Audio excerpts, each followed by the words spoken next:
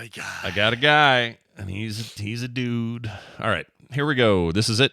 Time for show in 3, 2, 1. Kevin, flight attendants then and now aren't there just to wait on you. They play an important safety role on the flight crew. But despite that, for decades, they had to endure profoundly sexist and disrespectful treatment. Like what you see, gentlemen. Beat it, you 50-year-old mattress.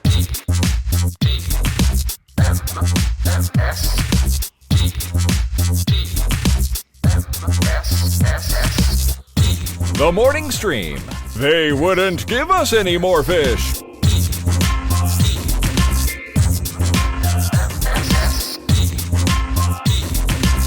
Good morning, everybody. Welcome to TMS. It's the morning stream for, let's see, we got June 12th right now, 2024. I'm Scott Johnson. Brian Ibbett over there. Hello. Hello. Howdy, Hello. howdy, howdy. Hello, hello. We hope you're all well at home and here. Those who are in the chat, you know who you are. We don't have to call you out. But everybody at home listening, we don't thank you enough for your listenership. So true. So true. So thank you for being there as you always are. We got a big show today. We got stuff lined up, things to talk about. Sometimes we get corrected here. Oh, I have a thing to tell you first. Right behind me, you can't tell, but there's a window behind all these posters. Okay. Right? It's a, what do you call it? A window well, because I'm in a basement. Garden level window. Yeah. Yeah. Mm-hmm. I'm in a basement, and that's a window well, which means, for those not initiated with how basements work, because a lot of places don't have basements, it's like there's a grate out there that covers it so nobody's going to fall in there, but then it's like a drop down, thing. And once in a while, I've had a mouse get in there, or something like that. It's not a big deal. Rabbit. We've had rabbits fall in ours, and sure, normal to get some sort of rodent or otherwise thing in there. Well, the other day, I guess it was 2 days ago, and I forgot to mention this. I hear this sound that was like, map, map, and then occasionally it would like bang on. I would hear like a bang sound. Oh, geez. And at first, I thought it was my power UPS thing. I thought that was being like weird. it was failing, and yeah. So I kept going like, is that the sound it makes? Brap, brap, like that? No, it's supposed to go beep. So I didn't know what to make of it, and I don't want to take all these posters down to see. Mm-hmm. So I can only do it from the outside. So after shows were done, and I got more curious about it. Carter and I went out there to check on what was going on, and we thought we'd find a mouse or a vole or something. Sure. Full-on big old-ass bird had somehow flown in there, gotten through the grate. It's basically like a grill, just enough space for a bird to sort of slip in, I guess. And the bird's seems to be fully mobile in there, meaning it's not like flightless now. It hasn't hurt its wing or anything. It's still going and then landing and going meep, and then meep, meep, meep. And I don't know what kind of bird it was. So we got a rake, and we took the grill off, and then as soon as we took the grill off, by the way, I thought it might fly because it had been trying to fly. As soon as we took the grate off, it just stared at us. It just went like it didn't move. Yeah, like, oh shit, I'm about to die. Yeah. If I stand really still, maybe they won't see me. Yeah, he looked all chicken and stuff. So I got the rake. We scoop way down there, and it very gently steps onto the rake. Mm-hmm. We pull the rake up. I got a little video of the last part of this, but I haven't posted it yet. But anyway, lift it up and put the rake on the ground, and it's still staring at us, just looking at us. And I went, "You're free," or something to that effect, and it went and took off. And he's all good. All good. Very cool. Yeah. Nice. Saved a bird, you guys. Take that, nature. I'm not here to hurt you, except if you're a hornet. If you're a hornet, then F off. And I still haven't done that, Brian. Little follow up on that. I still haven't done it. I was going to ask you about that if you'd done that. Yeah. So. No, I need to though. I'm going to do I'm doing what you suggested though. I'm going to go the raid squirt. That's how we're doing it. Yeah. Yeah. That's just how it's going to be. Anyway, that's what you got to do. Yeah, for sure. One of the things we get here on the show are corrections from our listeners, and we have a correction about a historical thing that I played the other day when I do, sometimes we talk about today in history. Tomorrow is history, yesterday. Yesterday is history today. That's what it is. Some dumb anime line. Here's a correction about how slavery worked, because one of them was that was the day the first slaves arrived in Louisiana, and that's where it started. I was apparently wrong about that. So let's let the good Dr. Dalhoun Calhoun explain. Dr. Calhoun. Dr. Calhoun, here you go. Hey, Scott and Brian. This is Dr. Calhoun. Wanting to call in some couple corrections about Thursday's TMS. You mentioned, in the 1710s or something was the first time the French introduced African slaves to Louisiana. And I think, sadly, that was just Louisiana. The history of slavery in the Americas goes back to a couple centuries earlier in the 1500s.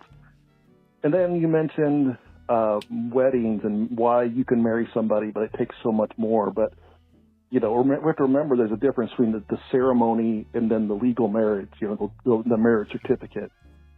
And you can only get that, from the government. So anybody can marry anybody because it's just a religious ceremony. So love the show, though. I knew that last part, but I did not know the slavery thing.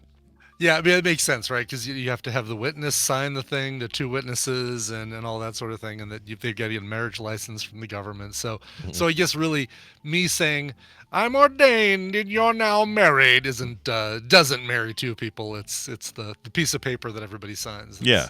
And on the slavery thing, here's the thing I know for sure: slavery's bad. I know that. Oh yeah, good. Ding. Do I know every single little historical thing about it? Sadly I do not.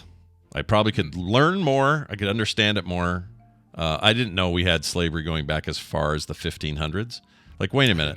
So if it's 1500s, like, what's even here then? What's going on here in the 1500s? In the Americas, that is. I don't know. I don't know what's going on here. So slavery is bad. Just know that. And then if you want to learn more, it's in a book. Reading Rainbow. Right. This is not the place you should come to learn about your slavery facts. No, don't come here for that. No, there's probably podcasts about this. You go find those, seek those out, and learn. But don't come here. Anyway, thank you so much. Yeah, they do vary. That's an interesting point they're making in the chat. The rules about who can marry who and how it's legal and all that, they do vary state to state here in the States. Yeah. I don't know how it is around the world, but here you may find a lot of similarities, like Arizona, Utah, the places I've done it, they're all kind of the same. But if I want to do it in Nevada, it's a whole different bag.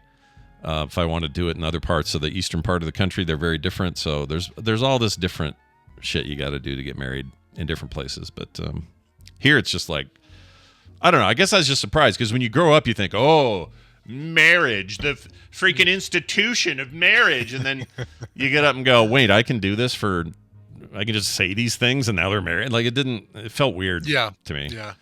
So whatever, it is what it is.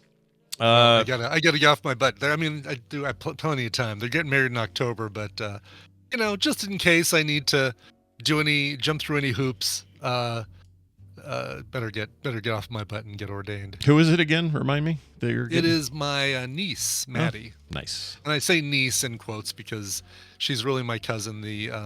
But my Uncle George and I grew up kind of in the same house as brothers. It's not like one of those where I didn't know he wasn't really my brother until I was older. I mean, I knew he was my uncle, but we were so close in age, we kind of grew up as brothers. And then when he had kids and married into a really nice family, then they started calling me Uncle Brian. That's cool. That's cool. Yeah. That's awesome. I think that's cool. You're going to get to do that. And it's funny because one of my quote unquote nieces has two daughters that also call me Uncle Brian. So I'm just officially just Uncle Brian on that side. Yeah. I had a guy named Uncle Tubby in our family that was I don't even think he was like blood related to us. We are not relations. Yeah. But we still called him Uncle Tubby. Uncle Tubby. Oh, and he wasn't even that Tubby, whatever that means. Maybe he was at one point, and people calling him Uncle Tubby forced him into like, I'm going to eat better. I don't want to keep being Uncle Tubby. And people kept calling him Uncle Tubby, and he said, damn it. You know what's funny is I can't remember. I remember his name. I cannot remember my aunt's name or the person married to him. I guess she was actually my aunt. That actually was blood relations. Yeah, and her name is Aunt Bubby and Tubby. I can't remember, but this was a guy. Like, if you saw a picture of Tubby, you'd go, the 50s, the 1940s, let's call it late 40s personified. That was that guy. Mm-hmm. Pants up to here, freaking, I don't even know how to explain this. Pocket protector with pens in it all the time. He looked like he worked at a power plant in the 40s, this guy. Okay. And he had like really dark rim glasses and the black sideburns and the receding haircut. He just looked like a guy that would come out in an educational video in the 40s or 50s and go, "Power in America. Here's how it works." He was that kind of guy, and that's all I have any memory of that dude. That's it. Just a living stereotype, that guy. Oh, my God. Love it. Anyway, That's great. we also got this note from Ryan in Michigan, and he has this to say about fences and VR headsets in public. Good. He's addressing 2 of our topics. Yeah, All right. one for each. Says, for TMS, Scott, without knowing your Yaaard situation. Yaaard situation. Yaaard situation. Yaaard situation. Y'all need to put that in a title. That's pretty good. Yeah. Anyway, without knowing your situation, try putting up a small fence 5 to 6 inches around all the areas the kid keeps riding the bike through. If possible, make that area a flower bed to justify the fence. Just a random lawn with a point square right on the side that's a little garden with a fence around it. I mean, I have a neighbor who did that with a big rock so that people wouldn't back up on his little yard thing. So I guess I could do that. I found something like that. Let me pull it up. Okay. It is. Let's see, Brian. See if I can give this to you as well. You reminded me of a story that I might need to tell after this. This topic here. You put it in our Recommentals. I put it in the wrong group. Yeah. That's fine. All right. So look at this, everybody. This is Easy Flex. Cool. Easy Flex. No landscape edging with anchoring spikes. They call it. It's basically a little decorative fence.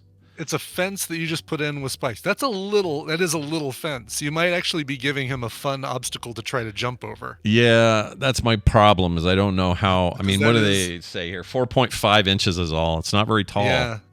You know, it says tall. It says tall decorative Adirondack wood look. But No. It just says 4.5 inches tall decorative. Oh, you know why? Because they made the T a capital, and I thought it was a new sentence. Yeah. Instead of having it be, yep, exactly. How much do I get here? It's all headlines. So I get a 15-foot kit. That would be enough for $28. That's not bad, actually. Yeah. You know?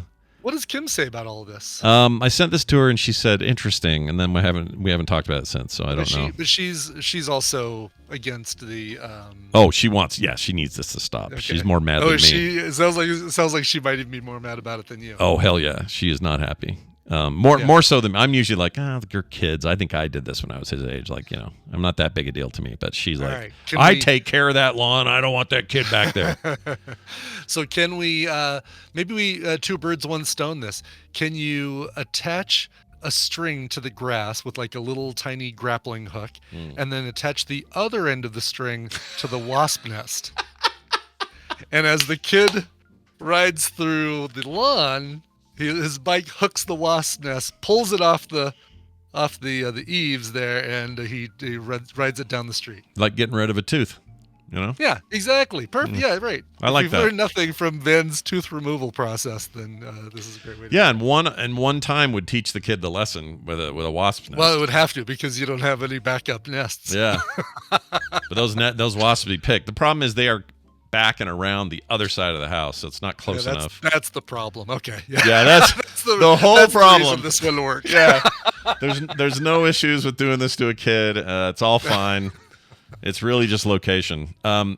Yeah, so I also had another bee running yesterday, but I put it in the diary this morning. You guys will have to go listen to it. It was a freaking nightmare. I thought I was going to die. It all worked out in the end. Yeah, I went to a baseball game. Let's just say I had a run-in with a bee or a wasp. I'm not even sure what it was, but it was not great. Brian, here's what he says about your Quest 2 issue, whether you should wear this in a workout or not. Yeah.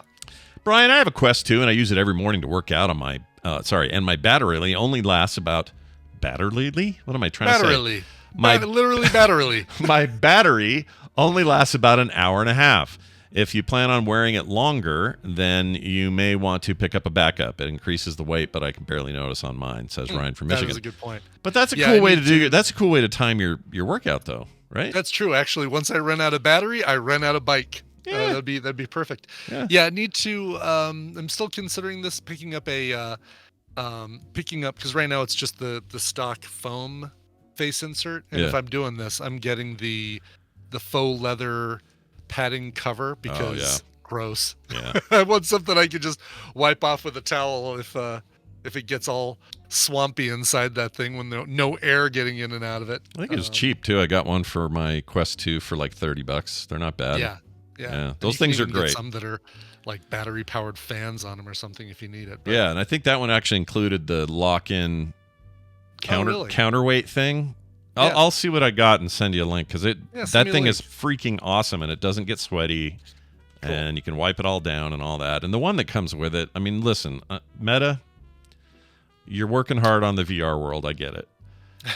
Your spongy ass freaking default face sponge thing is disgusting on anyone, even if all they're doing is getting sweaty playing this Beat Saber or something. Yeah, exactly. F that noise. Don't make people get all gross with your sponge. No, I don't want to let somebody borrow my Quest 2 now. That's what I've got my Quest 1 for. Whatever it was when I bought it, not Meta. That's I guess right. It's still an Oculus Quest, but it wasn't Meta at the time. Yeah, that's true. Here it is. It's called. Oh, come on now. Search orders. Here we go. Oh, come on, Quest. It's called. Here it is. The Oculus Quest 2 Elite Strap for enhanced support. Okay. I'll send you a link, and it worked great, and it's so like perfectly balanced that it made the thing feel less front heavy. You know how they feel a little front heavy? Yeah. This helped with that. So it's only $24 right now. So. Oh, that's great. All right, I'm in.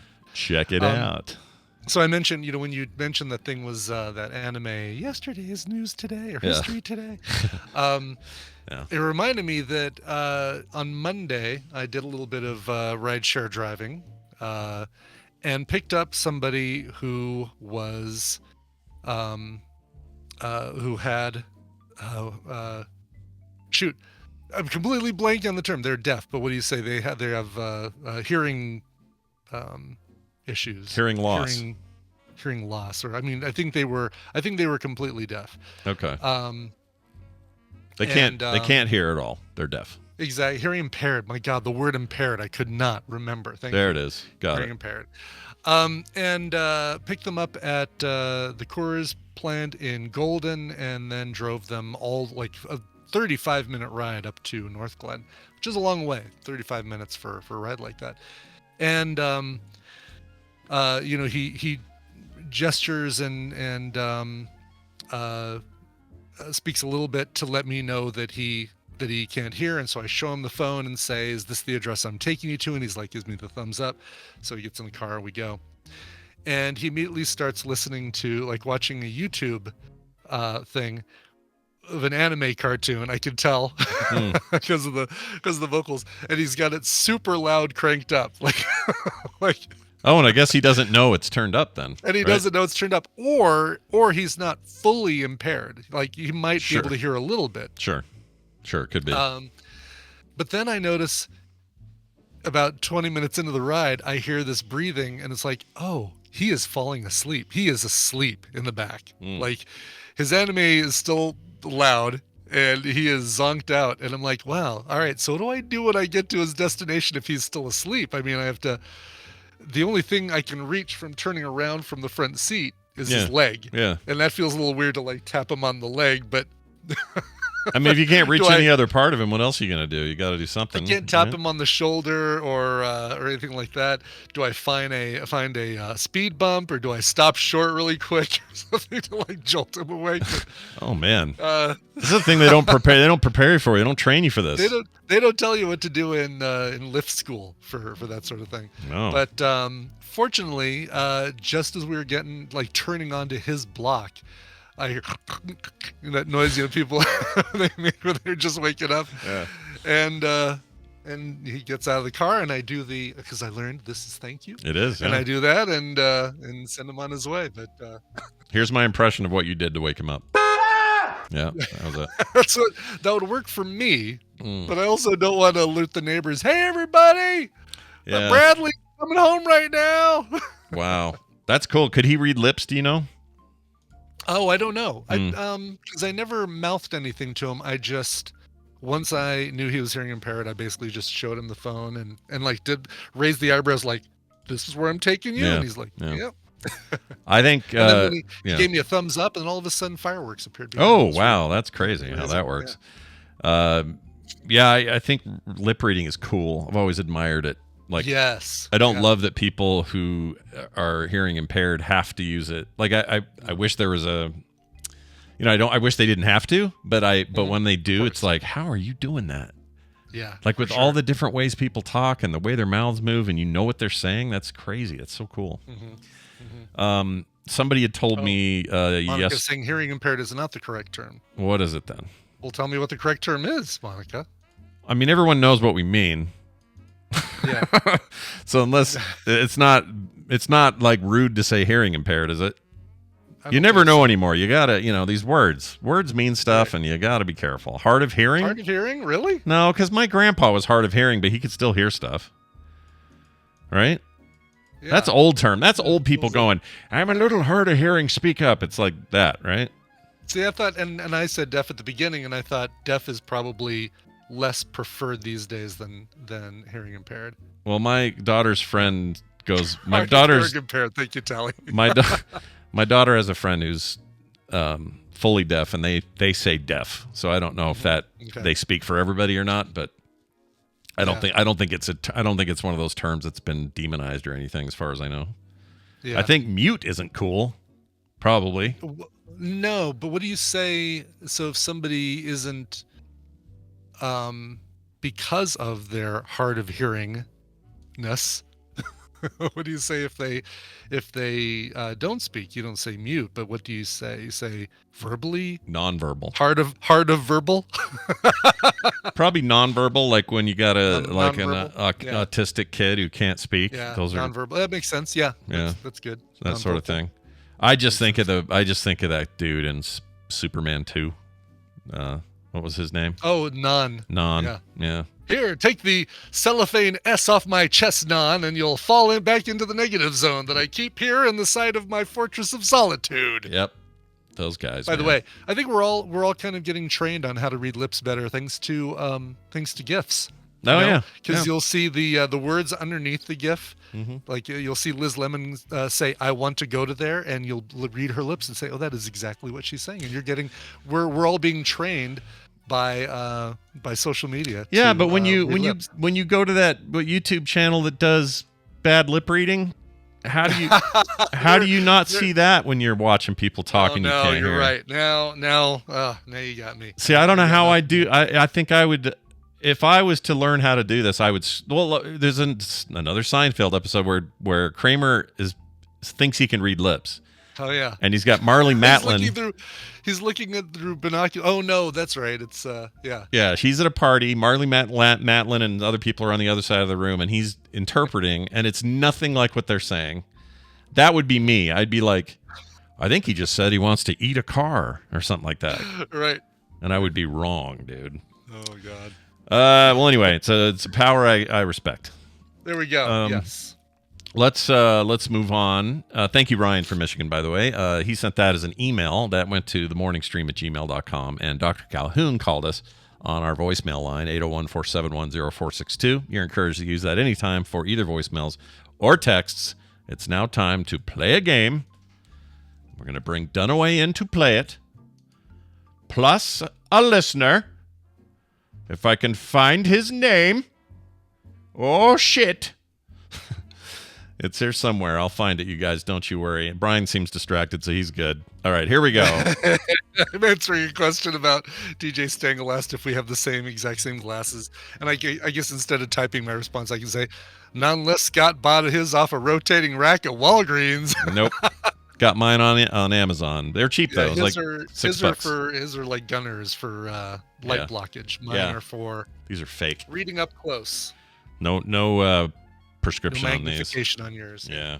They're good, I did not have the LASIK surgery, so I need these for a little bit of close-up. Well, I didn't either. I had... Did you have LASIK? No, I had cataract surgery. You don't want that. Cataract surgery, that's it. I don't want that either. No, that's for 80-year-olds. I would still rather not have that and rather have correction, to be honest. But, life gives you lemons when you take the limes, or however the phrase goes. Look who it is. It's Brian Dunaway joining us. Hi, Brian. Welcome. Oh, hi, Scott and Brian. How is your Wednesday? Oh, it's just full of joy, and now that you're here, it's complete. You know, super, Yeah. super duper. Feels good having you here. Super to the dupers. We're gonna play a game with you. You know that, but does our listener know that? Well, they do too.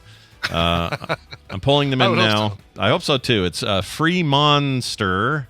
Free Monster. And they haven't answered yet, but they supposedly are at the ready. We'll see how this goes here. Hopefully, we get them right away. I prefer to pay for my monsters. If you don't, then you are the product. That's right. Hi, is this Free Monster? Yes, this is. Hello, Hey. welcome to the show. How are you? Good, guys. Good to see you guys live finally. Yeah, heck yeah. Yeah. Good to have you here. You saw us live in Vegas, so what are you complaining about? Yeah. That's a good point. That's a good point. Can't complain. I'm halfway through that bottle of gin.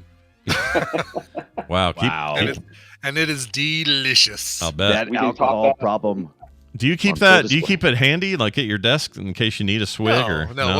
What am I, Don Draper? Like roll open half a globe and like have glasses and an ice bucket that Christina Hendricks lovingly filled for me? No, I have to go upstairs and make myself up. I figured it was like like your bowl of Red Hots or whatever it is you do. You're not Red Hots. Let me clarify. It is a Cleveland Plain Dealer Great Results jar of cinnamon atomic fireballs. That's awesome. Those are always there. Those lovingly provided by Mike Pacholik. Yeah. Everybody's sending us cool stuff. What can you do? That's right. How many of those fireballs do you have to eat before you can no longer feel your face? 12 simultaneously. Yeah, Yes. challenge accepted. And whatever you do, don't make me laugh while I have all 12 in my mouth, because I will swallow some, and boy, they burn on the way out. I'll just say that. Ugh, I've got a real bad visual from that. Well, anyway, it's good to have you both here. It says when you eat something spicy, put toilet paper in the freezer. Really? Really? I like that idea. Okay, Grandma. Oh, my daughter had me do a thing the other day where I wrapped a Coke Zero in wet paper towel, and then you put it in the freezer for 25 minutes. You set a timer, and the reason you have to set a timer, so this is a warm from the garage can. Yeah. Wrap it in water soaked thing, and if you go longer than 25 minutes, you risk it exploding. And not only that, it will explode. You won't know about it, and then that liquid will then freeze on top of everything it exploded. Yes. It's a real nightmare, so don't forget about it. But if you do that, it works great. I just don't do it at all. It works great. Drink it like a normal person. You 25 minutes wrapped in a wet paper towel. Yes, and it's cold as ice when you pull it out. So good. It's cold as ice. Yeah, because you don't want it in the freezer. Yeah. The other thing you can do is just get a bowl, put ice and water in it. Yeah. And then put the drink in there and just roll it back. Like while you're working on something else, just with your other hand, roll it back and forth in that bowl of ice water and and salt, right? And in about 5 minutes, that thing will be refrigerator cold. What does the salt part do? The salt helps melt like the ice ice, cream. which That's right. Keeps it smooth. Makes it colder. Yeah, than just straight ice and water. Keeps it smooth. What are you talking about, Keeps Brian? it smooth. Keeps it smooth, Scott. Well, anyway, let's be smooth and smoothly play a game. Brian Ibbett here will explain the rules and what Free Monster might win today. Go ahead, Brian. Take it away. It's time to play the Tadpolly Feud. I've surveyed the tadpole on some nerdy topics, and Scott and Brian have to predict the answers that they gave us. It's their job to see how many of those answers they can guess. Michael, your job is more important than ever because you're going to be working with either Scott or Brian. If your team wins, you'll get a prize package that includes Victoria 3 and Fashion Police Squad, courtesy of Nighttime Visions. Fashion Police Squad is an awesome first-person kind of retro shooter. It is so good. Such a fun really? game. I would not have expected, based on that name, that it's a first-person shooter. Yeah, it's totally. Yeah, it's very unexpected and very great. I love that game. Yeah, when you're an indie game developer, you can name it wherever the hell you want. That's right. We learned that. Yep. You don't have a company Focusing that's telling marketing you, don't group. call it that. Yeah, but it's cool. In the game itself, you actually shoot fashionable things at these horrible people that now are fashionable when you're done. So they become really? Yeah, so you're like, wow, so really Solving is the fashion police. Yeah, Okay, that's instead of fantastic. killing Solving people, world instead of problems. killing anyone, you actually just make them. You glow them up, as the kids are fond of saying. It's really good. You're not Joan Rivers like pointing a microphone at them on the red carpet saying, who are you wearing? No, thankfully that part Very good. not in the game. DLC, you gotta pay separate for that. DLC, Yeah. great. And her horrible daughter. More wardrobe options. Yeah. That's right. All right, let's give you guys your topic This is a fun one. Boy, did we have some answers for this. We asked 511 tadpoolers to give their best answer to this question. Put your hands on your buzzers and tell me, what is your least favorite household chore? No. Scott. Toilet cleaning the toilet. Cleaning the toilet. I like Show clingy. me. Clinging the toilet. Number one answer on the board. Yeah, nobody likes cleaning the toilet. No. Cleaning the bathroom. I lumped a couple extra things in there. I like cleaning the toilet. It's like getting in the pool. Ew. What? Why? How? How so? You got to get in there, buddy. You got to scrub her into the underside. Yeah, but what's that like the pool? I'll just get in the pool. You got to get your head choice. down. You got to get your head down in there and then accidentally flush it. So wait a minute. You're in there scrubbing away, and you're going, you know what this is like? This is like a nice dip in the pool on a hot day. I'm starting to think Scott's never even cleaned the toilet. I've cleaned plenty of toilets, and I do like them when they're clean, but I don't like doing it. You know, I don't want to do it. Well, anyway, this is great because that means I get to work with Free Monster here. That'll be fun. There you go. Woo-hoo. You get Free Monster as a teammate. All right. Well, that means you get to keep going. There are 9 answers left on the board. You've got a point. What do you think, Free Monster? What do you like? You like something you hate doing at home? Well, I'm again, it's what the tadpool says. I'm going to say a suggestion: doing the dishes. Oh, yeah, I like that. Yeah, I also hate doing dishes, so I think that's a good answer. Let's say doing the dishes, Brian. All right, show me. Dishes are done, man. Yeah. Number 2. Household chore. 8 people got that reference. Household chores. Household indoor household. How do we feel about? Yeah, go ahead. What do you got? Taking out the trash. Trash is, yep. I was just gonna say, perfect. I just did that today, and it annoyed me. So I think taking out the trash. Taking out the trash. Show me taking out the trash. Ooh. Number 10 answer on the board. Big points. It's always good to get big points, but it's also scary when it's 10 because that's so close to 11. I don't like it. Yeah. How about 13 how about vacuuming? There are people that just hate vacuuming. So how about that? Sounds good to me. Yeah, I hate anything that's got that weird double letter U in the middle of it. Show me vacuuming. Vacuuming. Yeah. Number 7. 7 more points. 20 points for Scott and Free Monster. We're tearing through this, man. Got any others? You know what? You know what's missing from this particular episode that we're doing right now? What's that, Brian? I need Kim to be here so she can scoff at everything that Scott says. That's exactly like Scott saying, "Oh, I hate vacuuming." Yeah, you haven't touched the vacuum. You've got a Roomba down here, Scott. Not true. Although I would love a Roomba in here. That's a good idea. But I don't have. I just vacuumed yesterday. I think this is a good. I was going to say this is a good time to ask Scott because Kim was gone for 2 weeks, and he actually probably had to do a lot of this stuff. Yeah, but only in the last hour before she rides home. Let me tell you, of course, I do dishes. Right. I do dishes a ton. I take out garbage almost exclusively. I do that every time. I can almost hear Kim's eye roll from here. I'll admit she does the bathroom most of the time. She usually is a bathroom cleaner. I'm kind of let it go too long kind of guy. And here's another one that we should mention. Laundry. Because she'll do laundry. She doesn't like the way I do laundry, so she'll do laundry. Unless she's gone, then I'll do it. But that's good. Yeah. Let's do laundry, Brian. All right, let's do laundry. Oh, good. Show me laundry. Sounds good to me. Holding that one in a number 3, taking up to 23 points. Doing pretty good here. Is there even a chance for a couple like ironing was part of that. Folding is like, well, because you had people who just said laundry, then you had people who said ironing, folding. So I was like, all right, we'll put them all together. Okay. So I'm curious, like, would you I don't want to give one to Dunaway here, but is it only in Scott? Do you think it's only inside the house as a chore? Well, like you say, the tadpole may have ventured outside, and I'll bet you Brian won't tell us. And if he won't tell us, that tells me that one of these at least is probably I won't tell you, but I consider household anything in and around the household. Okay. So you want to say do the yard work, cutting the lawn? Yeah. Another thing, my wife hates how I do it, but I do it. She hates how I do it. I find it therapeutic. I like it too. I don't too. mind doing it. It's fun, and I put headphones on. I sort of escape for a while. The problem is she doesn't like She likes to do pretty lines, like. Yeah. You know. What do you do? Do you just randomly go around or something? I just do like a circle and work my way in, and you do a spiral. Circle. Sure. Yeah, you start on the outside. Start on the outside. You work your way in. You get to the center. You're You done. mean the most efficient way to cut grass? What are you, like a psychotic? You do a spiral around the line? I know she hates it.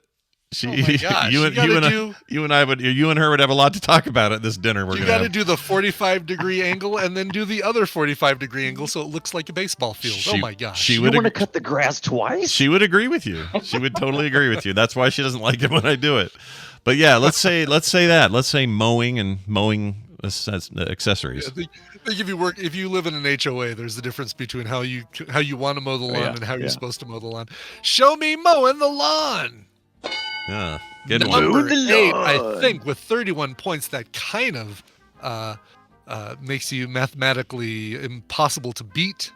But it's all right. We're gonna keep going because we've got 4 answers left on the board. Right on. Hey, Free Monster, how do you feel about emptying cat litter or You know what? I was thinking that too. We have a bunch of cat Tadpooligans here, so I think that sounds like fun. Cat litter, dog, pet, maybe. Not changing its fun. Yeah, it might all be lumped together, but I'm gonna, we'll just say pet maintenance or cat litter or something like that. Sure. All right. Show me cleaning the little turds out of the litter box. Number 6. 37 points for Scott. That one is really my least favorite. Why even bother saying the score anymore? A listener who complains that I don't say the score. The one listener. Yeah, that one guy. That's whatever. I've been appeasing the one guy who says I hang up on Dunaway too fast. So we do that sometimes. We play on the guy who feels embarrassed for me doing my songs. Sure.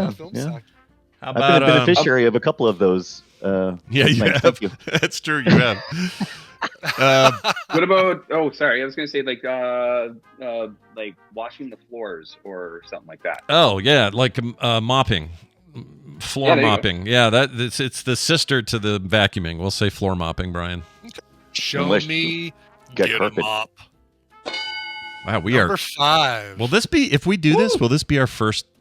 This would, if you guys get these last 2, I think it'll be the first time anyone's ever single swept the board and no strikes. No strikes. Yeah, it made Brian wonder why he even comes here in the morning with us and does this. Oh, I have fun. I have fun because the whole time you're doing this, I'm sitting here trying to think. I think call it household. That's 2 separate words is one. What does household mean? English. Right. It's weird. Why not just a house chore? What's your least favorite house chore? Household. What's another? See, now I've put pressure on us. Is it housekeep? Maybe dusting or. Oh, dusting's good. Walls? I love it. Dusting. No. Let's do dusting first because dusting freaking sucks, especially in the West. I hate it. It seems to never set. It always settles back to where it was. Yeah, it sucks. Especially when you've got as many little collectibles and little things all over the place as I'm just saying out here in Colorado, Utah, we live in kind of the desert, the high desert. You guys down there, it's moist and you get dust, but you don't get it like this. Like there's no way. Yeah, but you got to remember that a lot of the structures built around here included carpet. So everything's carpet dust. Yeah, that's true. I didn't think about that. Yeah, we like floors here. Well, we used to like carpet, whatever. We don't carpet, let me just say something about carpet. Yeah. Carpet was a mistake by human beings. It's one of humanity's. Canada, we don't wear shoes in our houses, so that's not normal. So carpet works here. It's just I hate it. I hate carpet. I like so rugs. Yeah, I hate carpet too.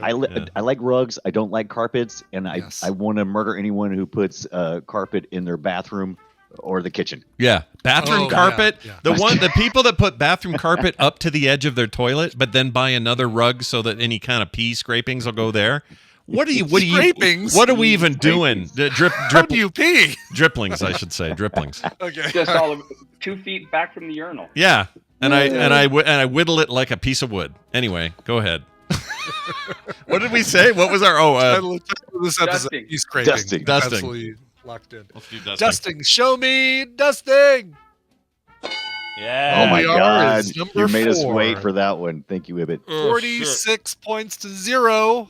And 1 answer left on the board, but it's a biggie. It's number 9. Free Monster, you got any hot? Dog puke. Everybody hates doing the dog puke. I was gonna say we picking up dog poop.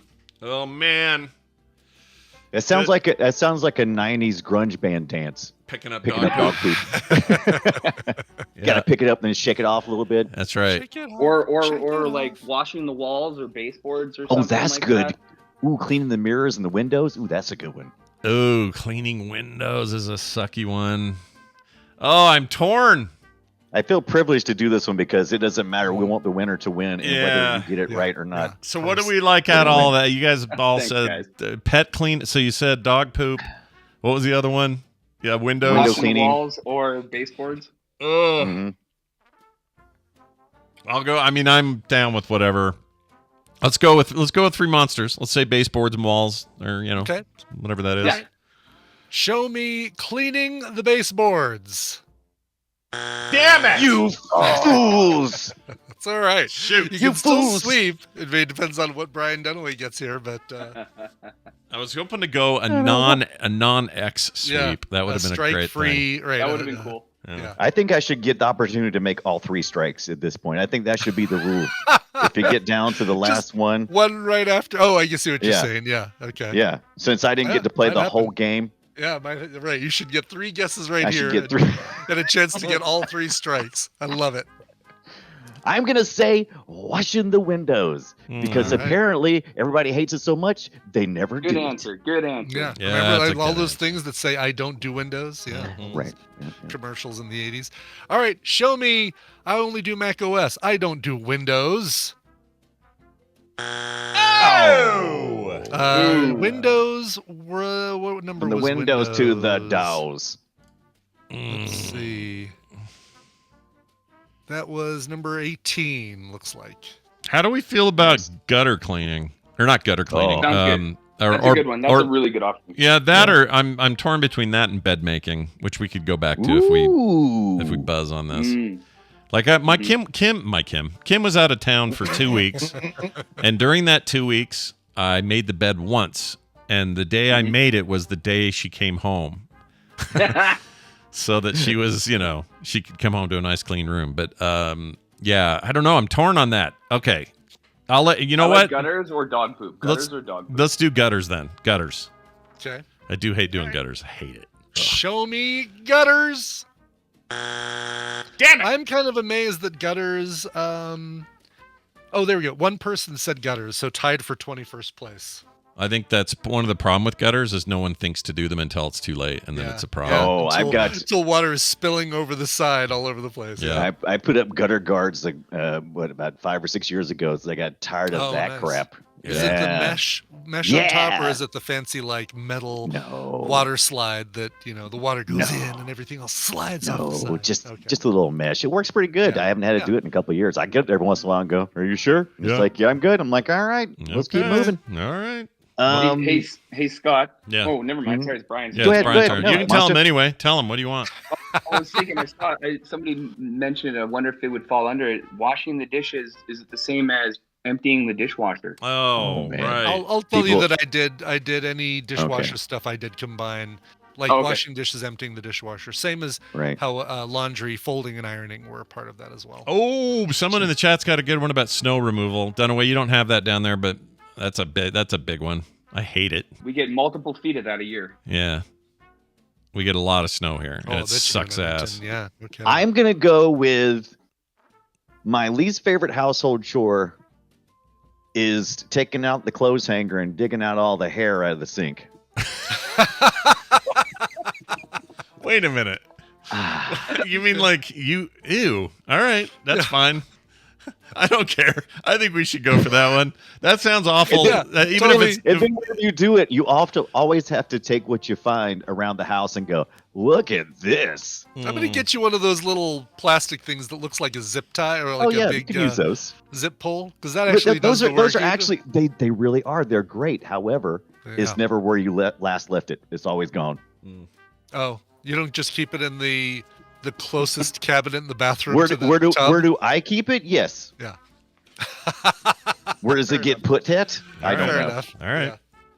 I just pour Nair down the drain, and that seems to get rid of any hair. Yeah. Yeah, just a Down big there. bottle Sorry, of Brian, Nair. I have to call you out. You really have hair issues with your drain. I mean, it comes off my back in clumps. Well, let's do it. Let's do it. Let's do the hair in the drain. All right. Cleaning the hair out of the drains, wherever they are. Hopefully the bathroom and not the kitchen. Yeah. Saw that coming. It's not on this list, but I guarantee you it's your least favorite household chore. You know what? You're not wrong. I'm trying to see if there's anything even close. I mean, I hate plumbing stuff in general, and that's one of them. There's one person said fixing plumbing, and I think an unclogging toilet is in here too, but way low on the list. So yeah, I don't want to use a plunger on ever. I hate it. Keep in mind that I do share a house with a woman who has a lovely head of hair. Absolutely, you're absolutely right. Good answer. What do you think about the snow removal? I don't know. It's snow removal or dog poop. That's where I'm going. How about both? No. How about the yellow snow? Shoveling the snow and/or dog poop. Let's find out. Let's get dog poop out of the way, because that is a shitty one. No pun intended. I do hate it though. All right. Show me dog poop, judges. All right. Oh my God! Yard work / weeding. Give me. Come on. It's a little bit of a reach, but it's like, all right, I'll there is a separate one person. There was going to be a win here anyway. One so it person matter. said Let's picking up move dog this shit. along, right, Brian? Yeah. I did exactly. And here's the thing: you cannot go do yard work until you get the poop up. So it all works together. It's fine. Sure. Yeah. All right. That's boy. Look at all my color on this. No purple to be seen. That's fantastic. I know. Let's some of the rest of these answers. Number 11 was cleaning the kitchen or oven, like cleaning the oven. Cleaning baseboards was on there. That was number 13. Shoveling snow, number 15. Cooking. Some people don't like cooking. I happen to love it. Let's see. Brushing my teeth. Cleaning grout. That's not a household chore. It's not a household chore. Cleaning the pool. Oh, poor you having to clean your pool. Cleaning vomit off the toilet. Oh, jeez. Off the toilet? Almost made it. Yeah, almost. Getting my kids to do the chores is the most difficult household chore. Yeah. Pulling my wife's hair out of the shower drain. There's that one for you, Brian. Putting sheets on the bed. That's a good point. Like the fitted sheets can be difficult. Shaving my wife's back. Really nice. Oh my God. Washing walls and your mother. I don't know why somebody just answered your mother. My God. I want to know who that was. Yeah. That's awesome. You know what this means? It means this. Congratulations. You're a winner. And we swept it effectively. We swept it. But you don't like sweeping, so it wasn't your favorite. No, I Swiffered it, is what I did. Yeah. I Swiffered this entire list. But that's awesome. You win, man. And Brian, remind him what he's won. Let's talk about those games one more time. Courtesy of Nighttime Visions, you're getting Victoria 3 and Fashion Police Squad. Nice. I'm messaging them to you right as I say this, so you'll see them in just a second. Yep. Well done, Free Monster. You've done it. Free Monster. We hope to have you on here one time again in the future. In the meantime, have a fantastic day. We'll see you next time. Hey, Dunaway, don't forget, man, this Friday, you and I, boy, howdy, are we going to get together for Play Retro? Why don't you remind the folks what we're doing? Well, we're going to beat up some people on the streets and some Streets of Rage. Specifically, I think me and Scott prefer Streets of Rage 2, but we'll have to have that conversation on the show. I think the world prefers 2. 2 is just the best of the series, although I think 4 makes a strong case. I've been kind of surprised at some of the things I liked about 1 that they really didn't carry forward, to believe it or not. I could see that. Look, I'm not saying that, I'm not saying anything. I'm saying that this music right here. Oh. Listen to this. Do you remember this? All right, give it a second. Wait for it to drop. Oh, baby. I mean, you can just feel the 92 in that, can't you? That is that is so complex. What a complex composition. It's so for good. A video game. For a Genesis game with that shitty sound chip. It's amazing. Anyway, we'll talk about Streets of Rage and its legacy. And also they got a new one coming that we don't even know much about right now. But there's also a live action, animated thing coming. Some story based on Streets of Rage is coming out. I forgot what that was. Did you read the Sonic comic Streets of Rage strips this week? All right, cool. No. But you're a nerd, and so I'm sure you did.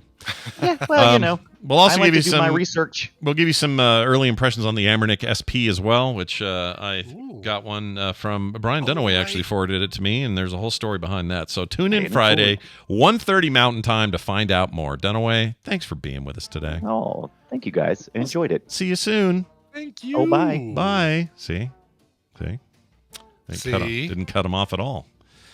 All right, Brian, time to do a song, and then when we come back, Tom Merritt, we'll do some tech stuff. We got some recommendals after that, and it's going to be a very personal, private recommendals with you and I today.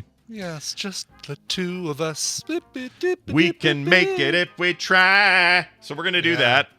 Real quick, just a note, I found out that Roosevelt's makes a pair of these, Brian. Would you wear these? I'm going to put them in our Discord. Put them in our Discord. Would you Rocky these? No, I wouldn't wear those. Okay. I don't see why I would wear. Yeah, I mean, no, you know what? I have no problem wearing those. I'd wear those when I do my my VR stationary bike riding at the Harrah's Hotel and Casino in Las Vegas Strip. Get some video, and that's all I ask. All right, Brian, song. Tell us about this song. Yeah, so this is exciting because a lot of people in the listening audience like the band Authority Zero. I'm included in that. There's a lead singer by the name of Jason DeVore. He's actually releasing his 4th solo LP. It's called Till the Voice Goes Out. This is great. Big thanks to Double Helix Records for sending this one. He's got his brand new album. The whole thing is out now, so you can listen to the whole thing.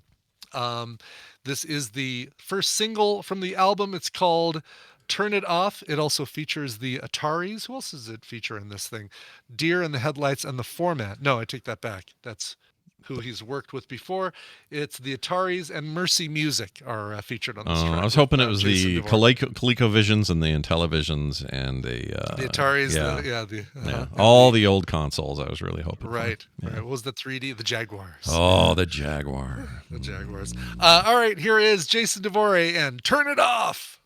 We'll only air episodes involving whales and really big sea creatures. Isn't that every episode? I could host on location from the Caribbean with a few humpbacks, maybe a giant seahorse. That's ridiculous. Oops. Thanks, Mark Alexi.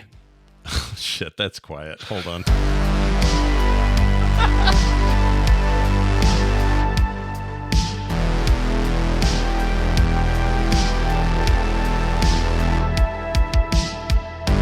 And we're back. Who is that again? Sure, that's Jason DeVore with original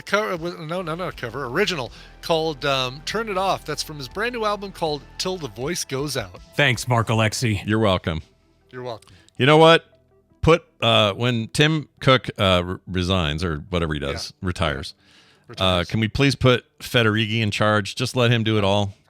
Yeah, because he can get around really fast because of that parkour. Like he can get from one department to the other. He can skydive. He can get all over the place. He can do whatever he needs to do. That guy's a goofball, and I am here for it. I think it's fantastic. All right, let's get Tom Merritt in. He is going to talk some tech. We love doing that. That's what Wednesdays are for. So we're going to do that now. Once I find his thing to push buttons on.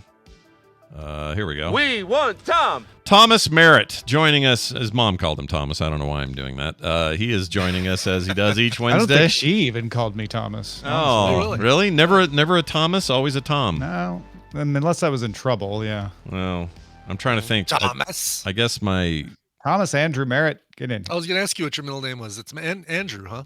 Yep. I didn't know that. I'm one of the Andrews. One of the Andrews sisters. Well, it's good to have you here, Mr. Andrews. Oh, there's your camera angle that we're used to. Good to have you here. Tom Merritt talks about tech here on the show. And toast? That's right. I don't know. That did look like toast. Putting his Pop-Tart down. Anyway, Tom's here. Talk tech. I wish my display would just pop up sometimes. Yeah, that'd be great. That'd be amazing. Tom is, it's kind of a big week for tech, I think, at least for Apple people. But yes and no, exactly, right? Like it's a big week for tech because WWDC is always chock full of news. This year's no exception, and it's Wednesday. There's still lots of stories coming out of WWDC. There's a few other things too, but it's probably not as big of a non-Apple tech news week because a lot of companies don't want to put out their press release in a week where it's just going to get swamped by all the Apples. Yeah, they move out of the way so they can have a nice wide berth for it. Anything in particular that's just burning a hole in your soul today?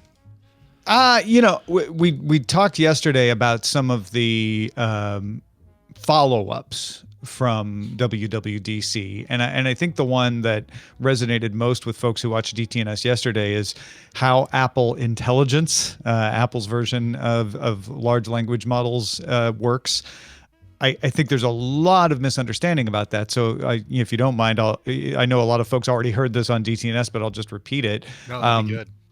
There are 3 ways that Apple's large language models, it's got a lot of machine learning stuff that it does on your devices too. And that's the stuff you heard it talk about just inside the OS, stuff where photos can find people that you tag, like, oh, that's Eileen. And then it can find all the pictures. That's all machine learning. Large language model stuff is the generative stuff. That's the Chat GPT like stuff. So the way Apple is doing this, they have 3 ways of processing it. The first way will be on your device. So it learns from you, it keeps it on the device. Apple never even touches anything else from Apple. So it's all located within the iPad, the Mac, the iPhone that you're using, right? Right. So if it's doing some writing assistance or anything like that, that's all taking place. Now, occasionally, depending on what machine you're using. And again, not every machine is going to be able to take advantage of this stuff, but if you're using a machine capable of it, occasionally it'll hit a request where it's like, I can't really process that effectively on device, even with, the M series processors.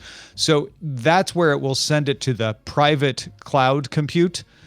And that's what I think is causing the most confusion. That's not going to OpenAI. That's not going anywhere on an open cloud server.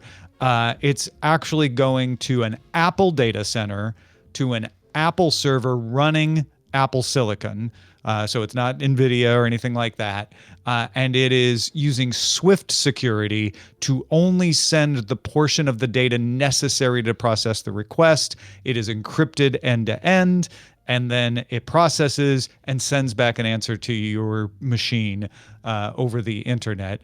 That is the one that Apple made a big deal out of. The code is transparent to third-party security experts for validation. I still have some questions about who and when do we get to see that report? But that's the right thing to do. Short of open sourcing, that's the right thing to do, to say, like, we are not going to expect you to trust us. We're going to let others come in and vet this. But that's the one I think people are like, oh, so you're sending it to the cloud. If this all works the way Apple described it, and I don't expect it not to, Apple will never see those requests. It will be as if they were on your device. It's just they're using an end-to-end encrypted connection for some processes. Okay, so Apple is in control of when that happens. And the other one that's getting a lot of misunderstanding, because people just hear the headline, is that in some cases you'll be able to use ChatGPT for free to send a request. Apple is in full control of when that happens. You don't get to decide. Apple gets to decide when it goes, hey, in this particular case, while you're writing that email, you want ChatGPT to take a crack at it? And then you decide yes or no. And only that request goes to ChatGPT. It doesn't come with any identifying information. It doesn't get logged over there, which, could be good or bad. Unless you have an OpenAI account you want to link to your iOS, then it might, but it doesn't have to. So it's not like OpenAI is getting a bunch of your data from Apple. It's only getting limited data when Apple chooses to send it, and you can choose not to. You can say, no, I don't want ChatGPT to see that particular request. So it's very limited in how your data is exposed, and I think it's a pretty decent way of going around it. It's also, if it works as advertised, which again, we need to get it in more hands before that stuff can be tested. But if it works as advertised, it shows that Apple's large language models are competitive. They're probably not up to par with GPT-4o, but they're at least up to par with Meta, probably close to Google. And so they are not as far back in the race as a lot of people thought. Yeah, it's interesting because I think last week, even right here, we talked about what we had hoped we would get out of the AI stuff. And it may have been stuff I said on DTNS, and I can't remember where I said it. Sure. But Yeah, my comments were basically, I want rubber meets the road practicality, maybe even a little boring. Like I don't need all the flash in the pan. We're shoving AI down every throat possible. I don't need any more of that. I just want to know, how's this going to be, usable in a real world way. And they actually gave me exactly what I asked for. Exactly. I've seen boring in like a third of the headlines about Apple Intelligence. Yeah. And it's easy. I realize people are cynical and they're going to get weird and whatever. I'm used to that. But I actually got exactly out of it what I would hoped I was going to get out of it. And one thing that does seem to be, some people seem to be confused about, the cheap GPT thing. Let's say you're already a GPT user and you never want to use Apple's AI stuff ever.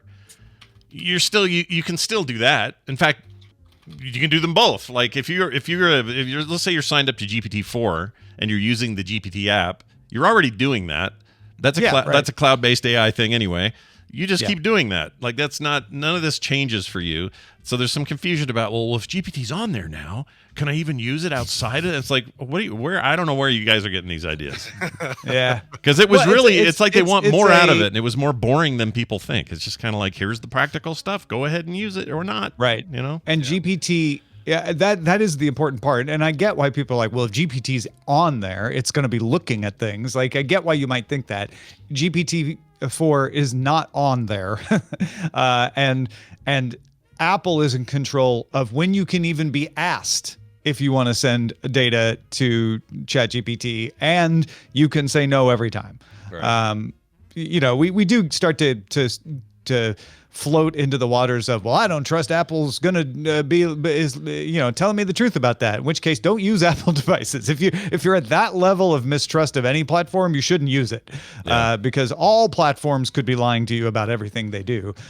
We have a lot of eyes on these platforms that keep an eye out and jump on things. Bleepingcomputer.com is an excellent source for being sure who's not doing things the right way, because they report on all the security researchers that are all looking at all this stuff all the time. I tend to think we won't find that Apple has been lying about that. Yeah, probably not. I mean, Brian, don't you feel like I can't speak for everybody. I just feel like we've been so inundated with, it's going to change your life, and it's going to do this and that. Yes, and even Apple, who usually talks in those hyperboles, right? That's how they talk about their stuff. And they still do some of that. Change AI forever with our new products. Right. It was AI for the rest of us. Right. Is how they positioned it. Very anti-elite. Very hey, we know all those tech bros are promising you the sky. We down-to-earth folks here at Apple, your local friendly down-to-earth billionaires, are promising that, it's just going to be boring old email revisions. That's all you're going to get. Yeah, it is. I mean, there's if you want to know the extent of how kind of boring compared to the other stuff it was, the biggest deal to me was the handwritten math thing on iPads. It's pretty cool, right? Yeah, it's pretty cool. Like, not just that Apple is providing its own calculator for the iPad, but that it can do the cool pencil stuff. Can I write out, though, if a train leaves Chicago heading east going 45 miles an hour, I wonder how much of that be able to do that. I want to try the model is capable of it. Whether it's actually set up to recognize and process it would be interesting. Yeah.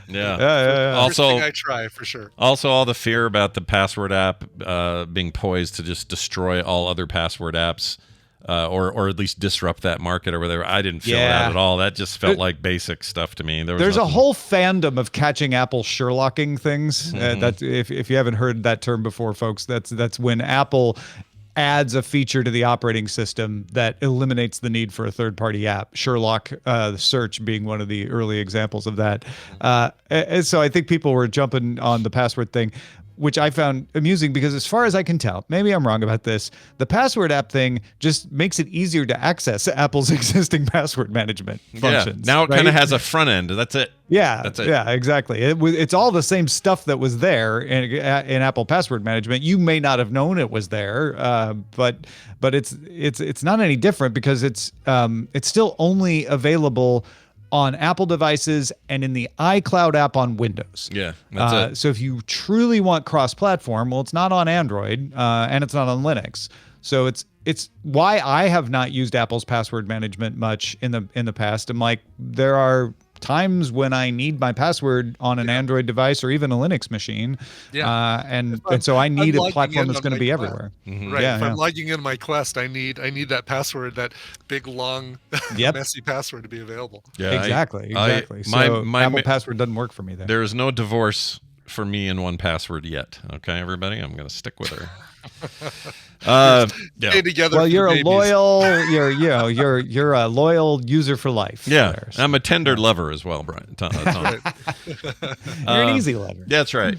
Today's going to be probably a few more little tidbits coming out of WWC, plus a bunch of other stuff. I'm going to spend a little time talking about my earliest impressions of the iPad 4, or excuse me, the iPad Pro M4. Which I've had enough time with now that I think I can speak to some of the features, especially to those out there who are creatives and want to know how this is going to improve that side of your lives. I'm not running any betas, so I don't have the AI stuff on there yet.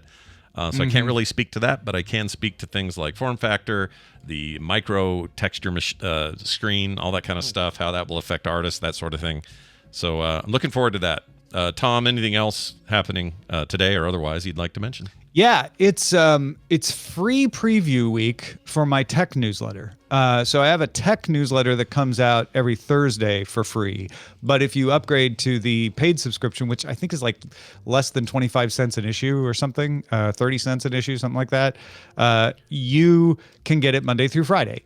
So this is a newsletter that shows up with often different stories and slightly different takes than what you hear on DTNS, because it's just me writing the newsletter, and it's free all week. So if you want to see what I was writing about WWDC earlier this week, we have some stuff about a 3D printer that is less than the size of a quarter. Oh my! Crazy. Yeah, that's all in the free newsletter, free preview all week long to give you a sense of like, hey, is it worth paying to get it every day, or is Thursday good enough? So you go check that out at freetechnewsletter.com. Not Tom, free tech. Free tech newsletter. Write it down, guys. Free Tom from tech. Okay, got it. Got it. Nailed it. Now you've confused them. We'll see you a little later, Tom. Thanks so much for being here. Thanks, y'all. Bye now. Burr, burr, hey, burr. Well, that was great. Well, whatever. I really enjoyed that. I enjoyed that event because it was so damn boring. I really did. I was fine with I'm totally fine with that. I don't need, listen, anything that doesn't involve me saying, well, crap, looks like I need to buy a new blank. Yeah. It's fine with me. Yeah, right? We didn't have to do anything. In fact, even get all these OS updates ourselves, in a couple months. Great, awesome. I have some minutia questions that probably won't get answered. Like, for example, you need a certain kind of chip to do the on-device stuff, and the 14 is what I have on the phone will not do it. Only the 15 Pro Max, which I think you just got. That and forward will do it on phones anyway. On anything with an M1 or greater processor on desktop will do it. Basically, it just needs to be a silicon thing, and I guess the 14s are just a little shy of that. But people are like, "Oh, great, planned obsolescence."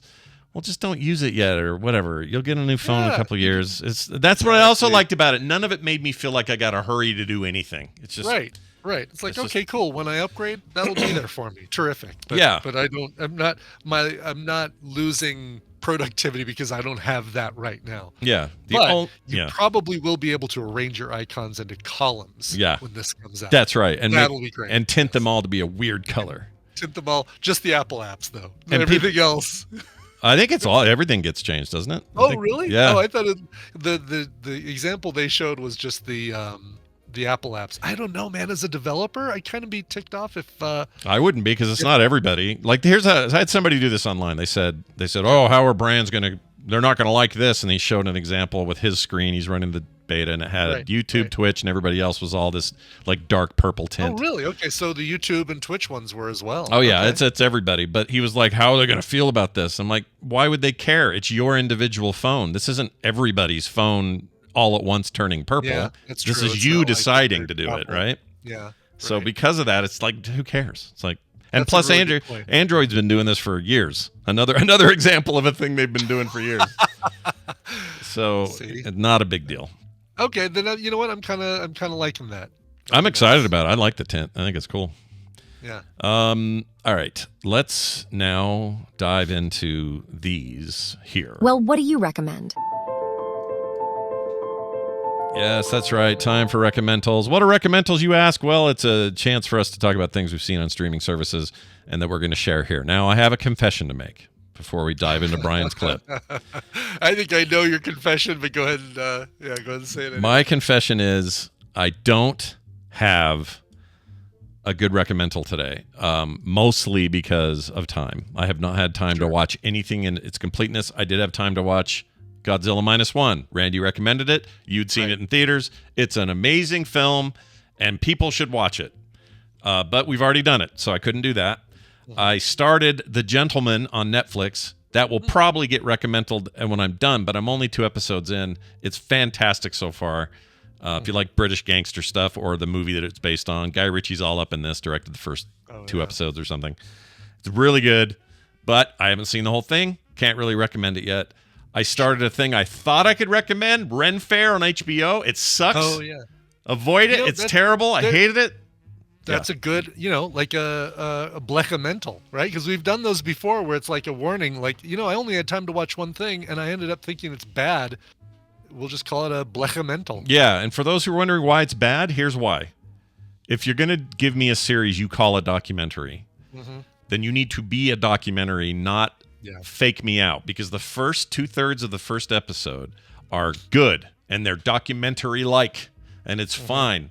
And then you get to, and it's all about Ren Fairs and the world and America's largest Ren Fair in Texas and all the weirdos involved in it. It's all good stuff I want to see. The final third of that first episode, they start to do internal dialogue and a guy walking around looking, some sort of like not even real reenactments, more like it's just such horseshit. Oh, I hated it so bad. So that's my Blechamental. And now we do a real one with Brian. He brought a clip.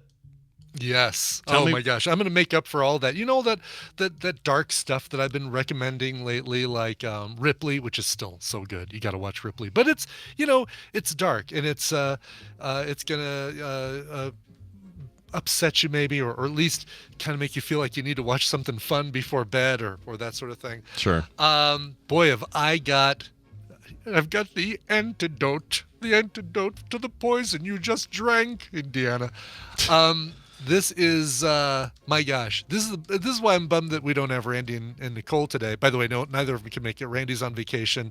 Nicole is helping her brother move. But I'm going to tell you right now, don't worry about it, because what I'm going to give you is enough of a recommendal that you should just drop everything and watch this, and it'll make you feel so good that you won't need any of the stuff that, Randy watched a stand-up special. Great. Okay, fine. Nicole watched some cartoon animated thing. Oh, great. All right, cool. No, you don't need it. You don't need it. Here's what I'm giving you right now. All right. Something that's gonna make you feel really good about all that stuff. All right, let's listen to the clip. Let's go to the clip. Let me tell you a story about a man. My man, Billy. We moved here for a better life. But he was lost for a while. Until beauty found him.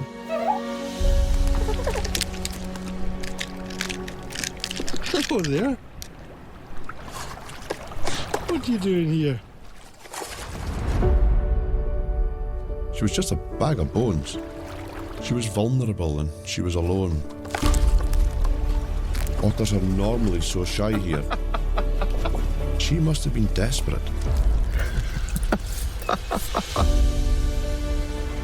And it took me back to a moment in my own life when I was alone.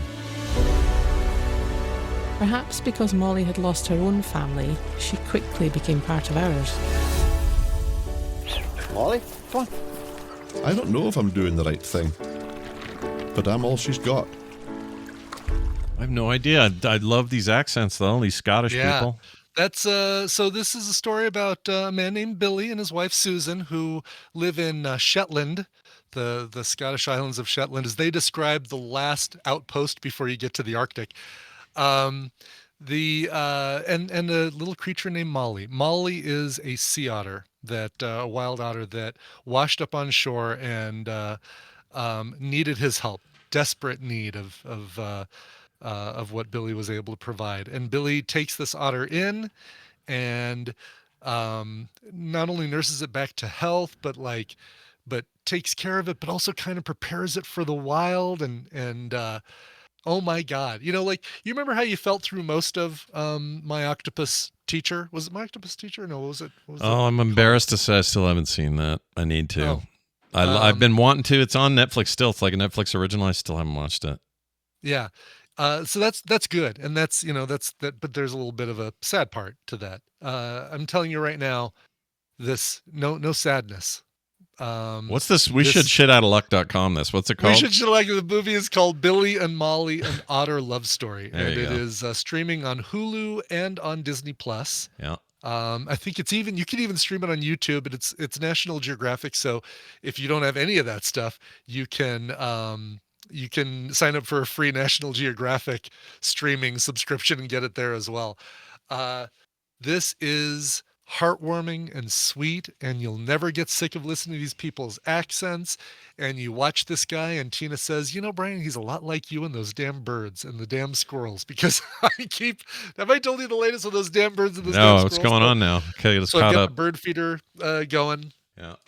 And I got tired of the squirrels going up and just gobbling down all the bird seed, because it's like, oh man, I have to fill it every day and it's expensive and that sort of thing. So I bought a really cheap, huge bag of peanuts in the shell, and I have a little bowl outside. And so when I fill up the bird feeder, I fill up the bowl full of peanuts for the squirrels, and the squirrels love it. Like, they would run out, grab a peanut, run back to the tree, eat it, then rinse, repeat.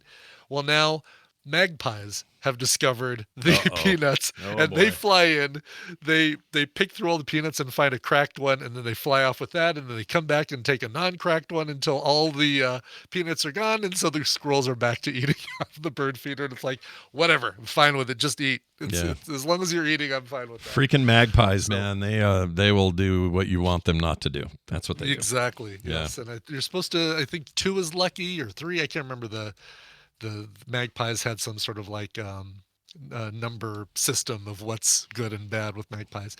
Regardless, Billy and Molly, an Otter Love Story. I'm just going to tell you right now, this is a movie to make you feel good about the world and good about nature and about life and what it is to, how family can extend beyond just the people that you are related to. That's amazing. I cannot wait to. I'm not going to have time to watch anything new. I want to watch this right away.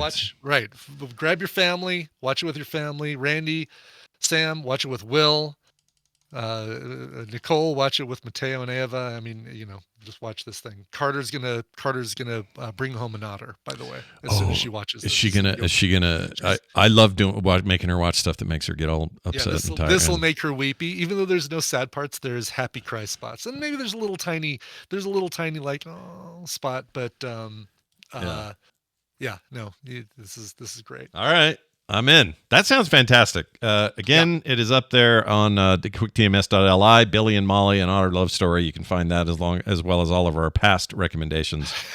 And I'm not saying people shouldn't check out Ren Fair and tell me I'm wrong. Please try. I would love to hear your argument. Know what you're getting into. Yeah. Know what it is. What it is. If you like, which is a bummer, because I was looking at that and thinking, oh my God, I want to watch that. Because 100%. Ren Fair just came to Denver. It's here for the next 8 weeks. We're going to go in July. And it's like, I'm going to watch that to prepare for going to Ren Fair. And, it's up our alley in lots of ways. It should be. It just bugs me. It's a perfect subject for this long-form documentary series, and they just jump that shark as quick as they can. It pissed me off so bad.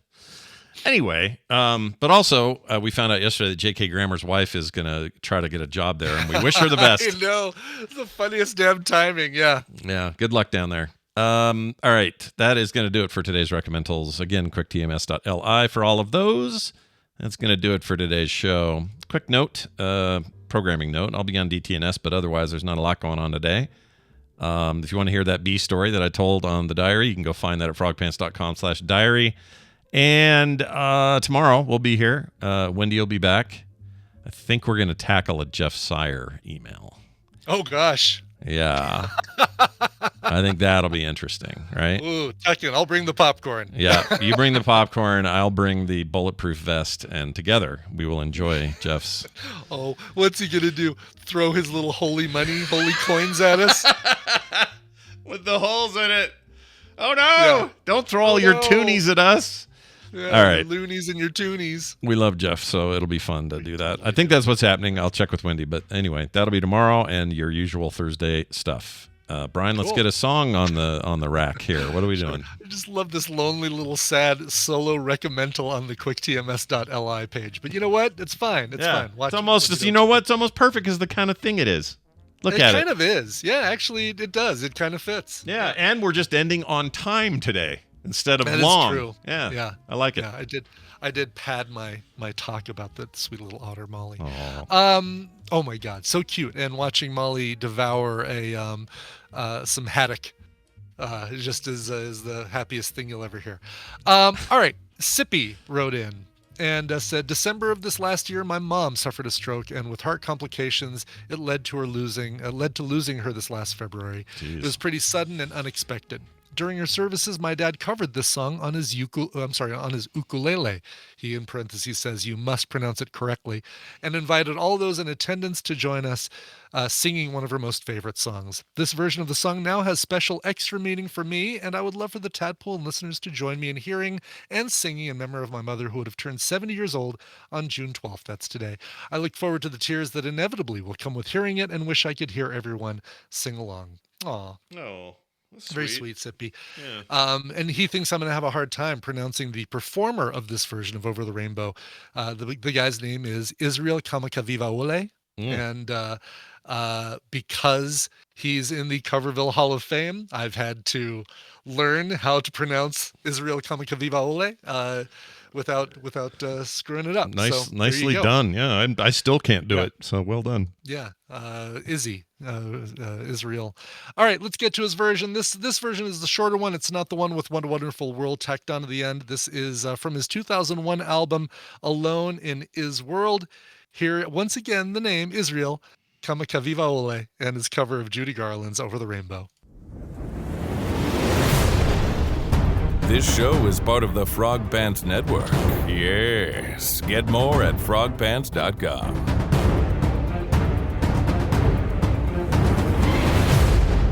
I killed 50 men. Yeah, you did. Cotton Hill, you crazy bastard.